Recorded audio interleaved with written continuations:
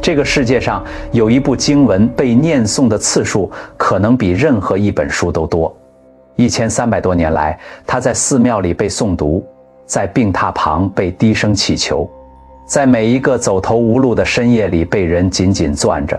它只有260个字，是整个佛教体系里最短的经典，却也是流传最广、影响最深远的一部。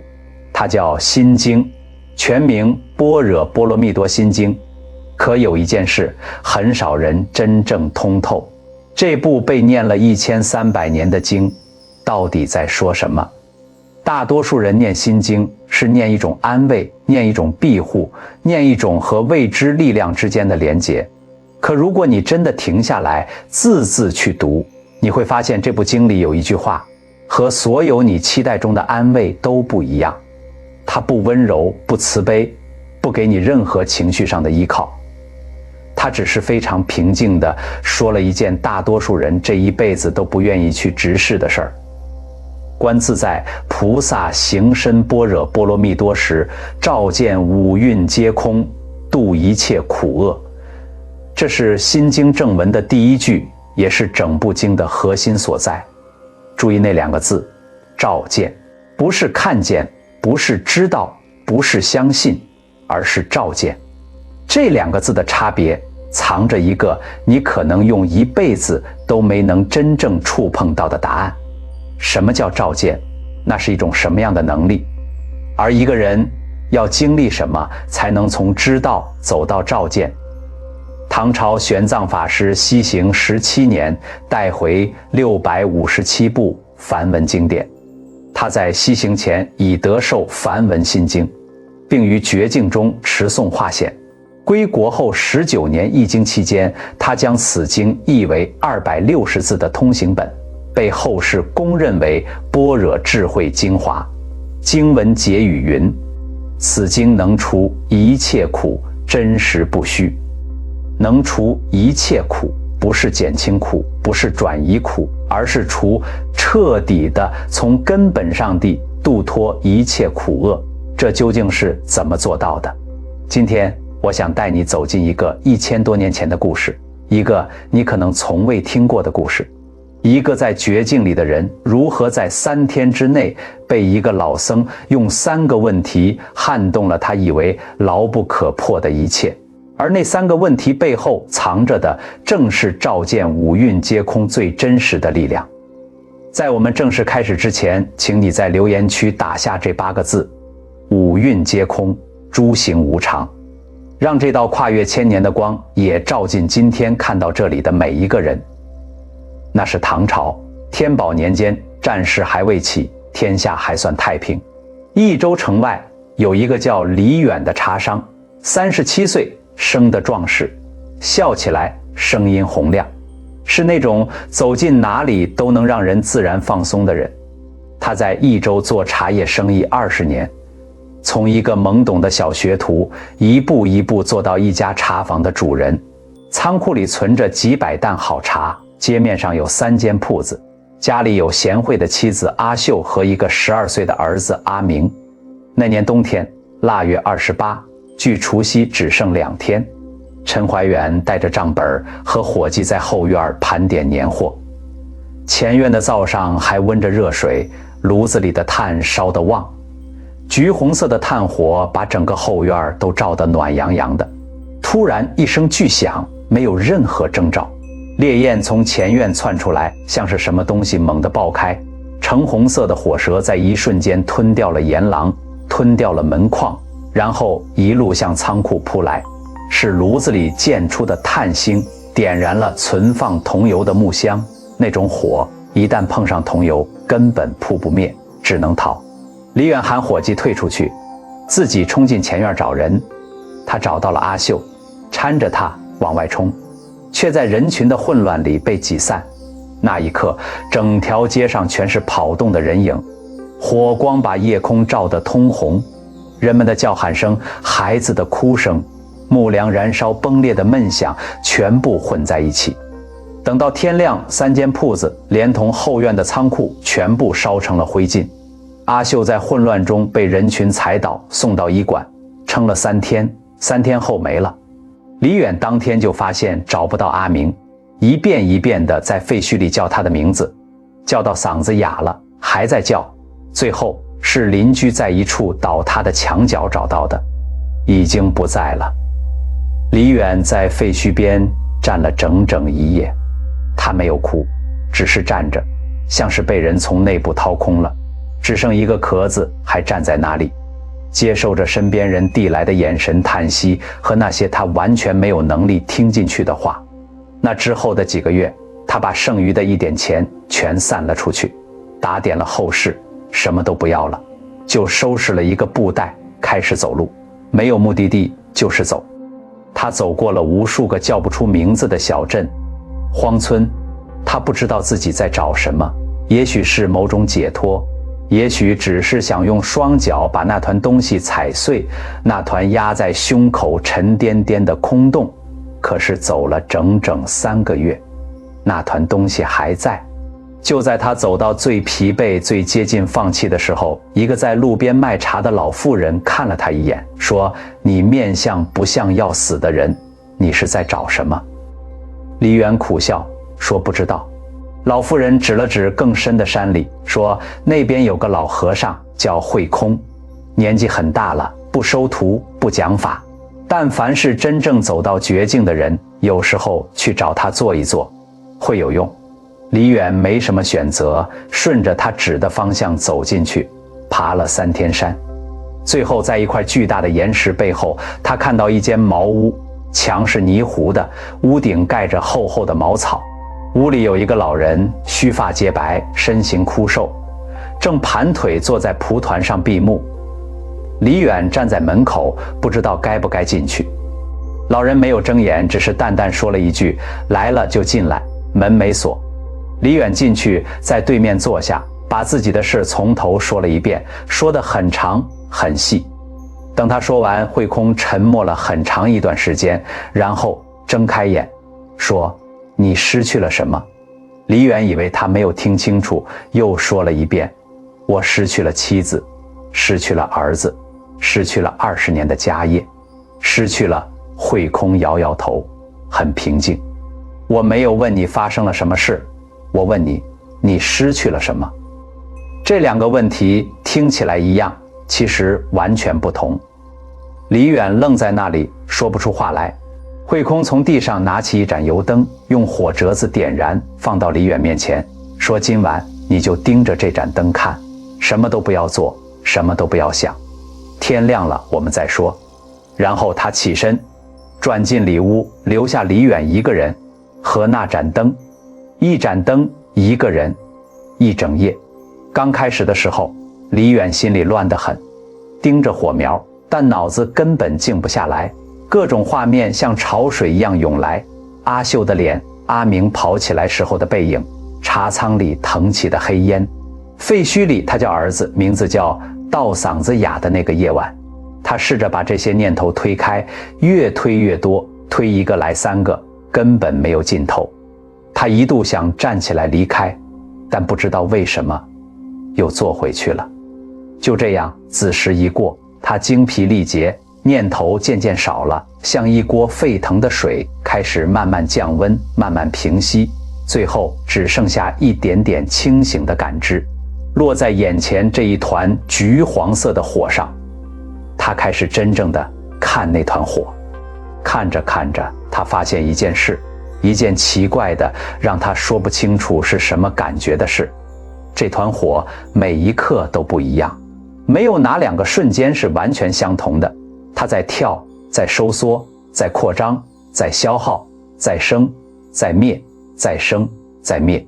那个火星的形状每1秒钟都在变，那个颜色每一刻都在深浅之间游动。他问自己，哪一刻的火是这盏灯？没有答案。这盏灯只是一个名字，是人给一段不断流动、不断变化的现象安上的标签。为了方便称呼它，所以叫它灯，叫它火。但那个火本身根本没有固定的样子，它从来就不是同一团火。到天亮的时候，李远什么也没有想明白，脑子里还是一片茫然。但他感觉心里好像有什么东西长了出来。慧空端来2碗素米粥，两人不说话，就这么吃了。吃完之后，慧空把一只空碗放到李远面前，倒了半碗清水，说：“你喝这碗水。”李远喝了。慧空问：“那个喝水的人是什么？”“是我。”“你在哪里？”李远有点困惑，指了指自己：“在这里。”“哪里？”“这里。”他又指了指：“你指的是你的手还是你的身体？”“是我的心，我的意识。”“心在哪里？意识在哪里？”慧空的声音平静，没有刁难的意思，就像在问一个真实的问题，等待一个真实的答案。李远往内找，往深处找，找来找去，找不到一个固定的可以被指出来的东西，可以说这就是我。每一次他觉得快要找到了，那个我就又往更深处退了一步，像镜子里的影像，你以为能抓住，但你的手只能触到玻璃。喝水之前，那个我在哪里？慧空继续问：喝水的时候，那个我在哪里？喝完之后，那个我还在吗？李远抬起头，眉头深锁，眼神里第一次出现了一种不同的东西，不是悲伤，不是愤怒，而是一种困惑，一种真正的从内心深处生出来的困惑。慧空没有逼他，只是平静地说：你今天不用想明白，睡一觉再说。第3天，慧空带李远往山上走，走到一处悬崖边，停下来。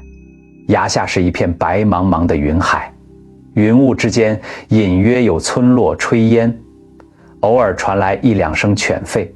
慧空说：你在益州做了20年的生意，那20年是你的吗？当然是我的。你拥有它的时候，它是你的；它消失了之后，那20年在哪里？李远想了想，不在了，烧掉了，没了。那你拥有它的那20年是真实的吗？这个问题李远没有办法立刻回答。他站在悬崖边俯瞰那片流动的云海，忽然感到一种奇异的眩晕，是真实的。他说：我亲眼看见，亲手做的，你亲眼看见的。慧空平静地打断：那双眼睛是那个你吗？你亲手做的那双手是那个你吗？你妻子爱的那个你是37岁的你，还是7岁的你？那2个是同一个人吗？李远沉默了很久很久，最后慧空说了一句话，轻描淡写，像一粒石子投进深潭。你说你失去了妻子，失去了儿子，失去了家业，可从头到尾，那个你究竟在哪里？就是那一刻。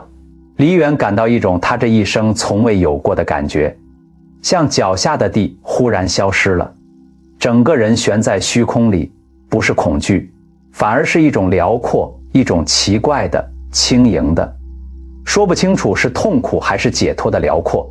他没有开悟，他自己也知道那不是开悟，那只是某堵墙第一次出现了一道裂缝。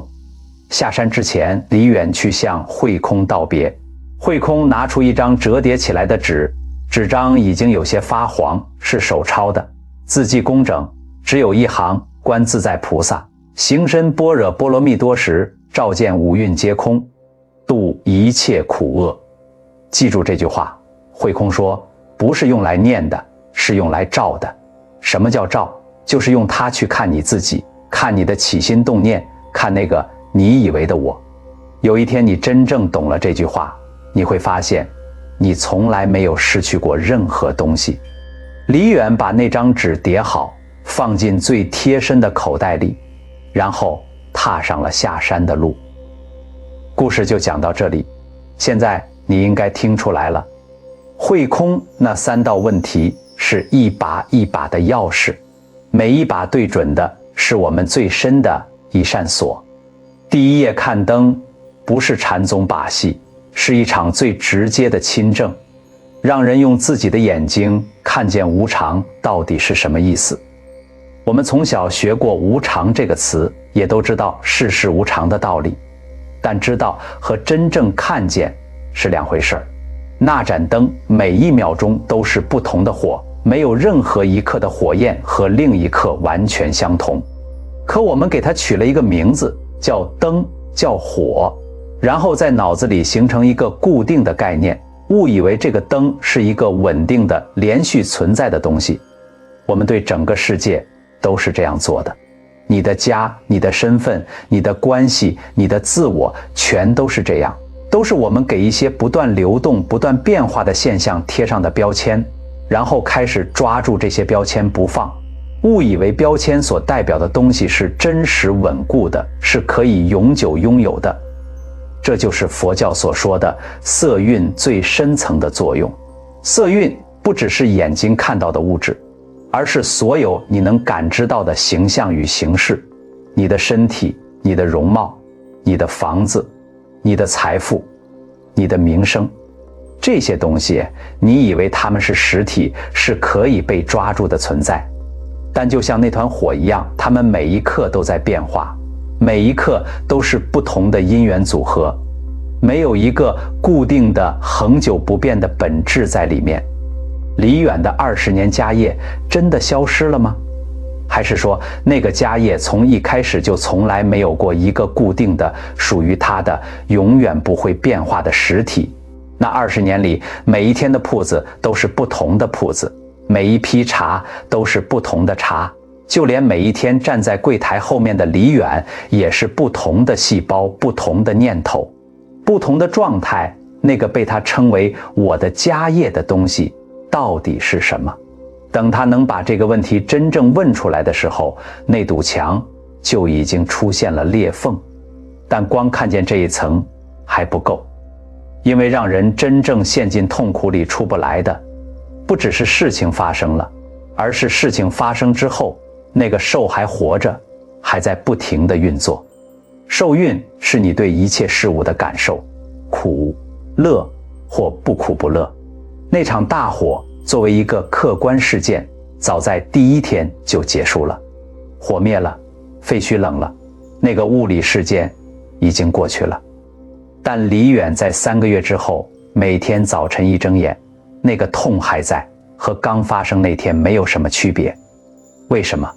因为他的受还活着，他的意识在不停地重播那些感受，把那些画面一次一次地拉回来，一次一次地在心里重新体验那个时刻。不是那件事让他痛，而是他的意识不肯让那件事过去。这不是他的错，这是我们的心识在面对无法接受的现实时，一种几乎是本能的反应。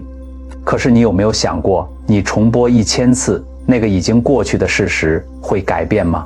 不会，但你的痛苦会被重播1000次。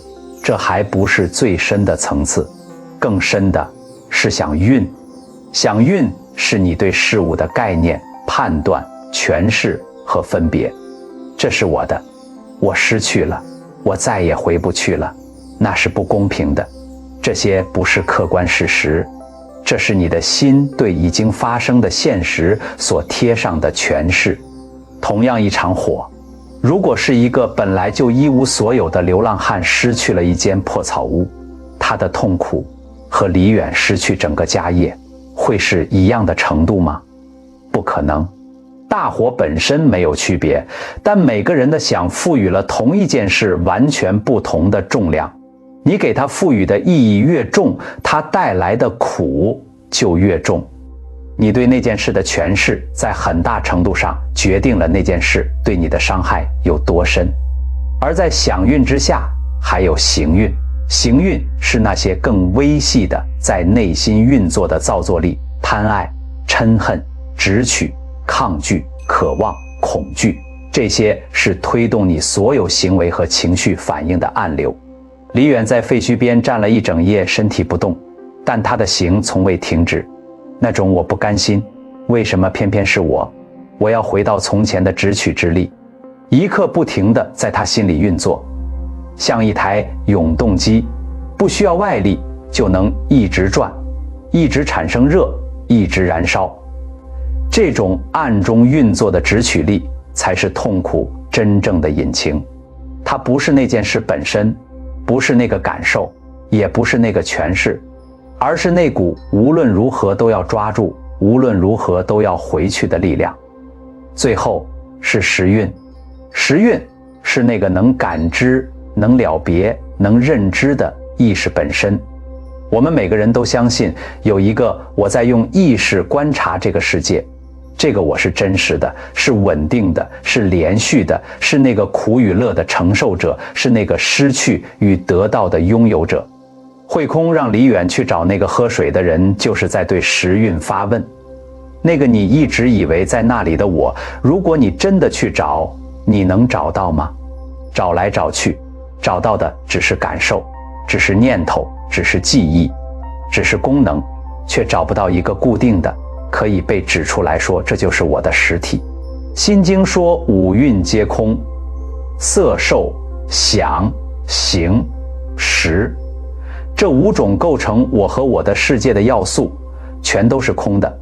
但这里的空不是什么都没有，不是虚无，不是冷冰冰的否定，空是缘起性空，一切都是因缘条件的暂时聚合，条件在它就在，条件散它就散，没有一个固定的独立存在的不受其他条件影响的自性。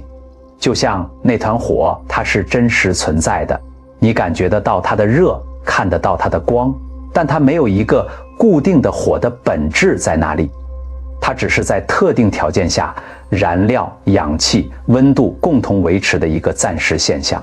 五蕴皆空，就是照见这一点。那个你一直以为是我的东西，是五蕴在特定条件下聚合产生的暂时现象，没有固定的自性，没有一个永恒不变的实体，我在那里受苦，在那里失去，在那里执着，这才是它冷酷的地方。它不是在安慰你，它不告诉你你已经很努力了，值得被疼爱，它不给你一个更美好的目标去追，它不提供任何情感上的缓冲，它只是把一道光打进来，冷冷的照见你拼命守护的那个自我是幻象，你苦苦追求的那些拥有是幻象，你以为无法承受的那个失去也是幻象。但正是因为幻象，所以可以超越，度一切苦厄。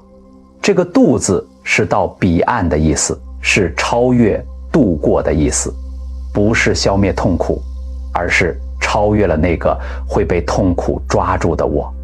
当没有一个固定的受苦者存在，苦向谁生？这才是最彻底的解脱，不是找到一个更好的自我去承受苦难，而是看见那个承受苦难的我本来就是一个幻象，它从来就没有固定存在过。但讲到这里，也许有人会说，道理我都懂，可是生活还是得过，工作的压力还是在，家里的烦恼还是在，身边那个让你抓狂的人还是在。这种解脱是不是只属于在山上打坐的修行人？对我们这些还在城市里讨生活的人，到底有什么用？这个问题正是大多数人对跳出三界外最深的误解。三界是佛教对众生轮回境界的三个层次：欲界、色界、无色界。欲界是最底层的，充满了食欲、性欲、贪欲，是我们日常生活的世界。你想要更多钱，想要被爱，想要获得认可，想要安全感，想要事情按照你的预期发展，这些渴望和抗拒就是欲界的特质，也是我们最熟悉的苦的来源。色界是已经从粗重欲望中抽离，进入深度禅定的层次，但仍然有色相，有形体，有更微细的执着，仍然在生死之中。无色界更深，已无物质色相，只有精神意识的存在，助于极深的禅定，但仍然没有出离轮回，仍然有微细的我直在运作。这三界本质上说的是什么？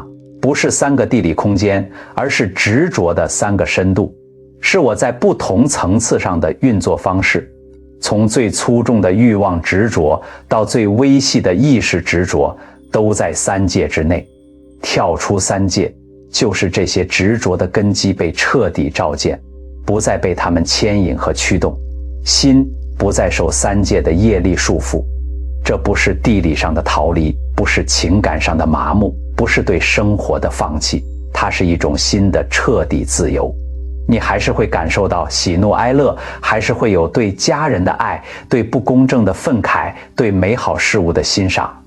但这些感受不再像钩子一样把你牢牢勾住，不再让你整个人被拖着走，陷进去出不来。你可以感受，然后放下，然后在下一刻清清楚楚地活在当下。这就是看透的人真实的状态。但这里有2个非常常见的误区，值得特别说清楚。第一个误区是把看破等同于冷漠。有些人接触了一点佛理，就开始对身边的人说你的痛苦是执着，放下就好了。或者面对别人的苦难，用一种超然的态度说这都是业力，都是因缘，然后把自己的不作为、不回应、不关心包装成一种我已经看破了的姿态。